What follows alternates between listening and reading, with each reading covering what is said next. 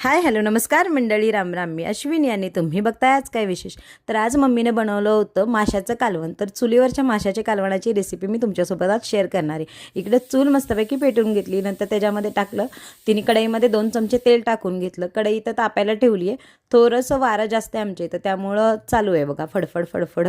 आणि मग तेल तापलं की त्याच्यामध्ये वाटण टाकायचं. तर वाटण आधीच बनवून ठेवलेलं, तर त्याच्यात काय टाकलं होतं, कांदा भाजून घेतला, नंतर खोबरं, सुकं खोबरं जास्त ते घेतलं आणि लसूण आणि कोथिंबीर आणि ह्या सगळ्याचं वाटण बनवलं. अर्धा असं टोमॅटो पण टाकलं होतं त्याच्यामध्ये.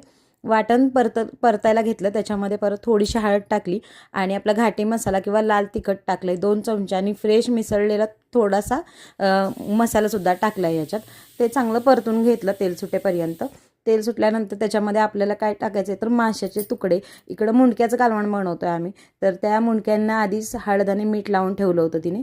तर ते टाकून घेतले आणि परत चवीनुसार थोडंसं मीठ टाकलं आणि जे आता मिक्सरचं भांडं होतं आपण वाटण बनवलं ते सुद्धा तिने धुवून त्याच्यात टाकलं. तर जेवढं लागतंय तसं पाणी टाकून घेतलं आणि कडू दिलं. तर मस्त झणझणीत असा माशाचा रस्सा जो आहे तो आपला इकडं रेडी झाला आहे. तर या पद्धतीनं नक्की तुम्ही माशाचं कालवण बनवून बघा. डिटेल रेसिपी चॅनलवर टाकली आहे, ती बघा. आणि चॅनलवर नवीन असा आता लाईक शेअर सबस्क्राईब करा. धन्यवाद.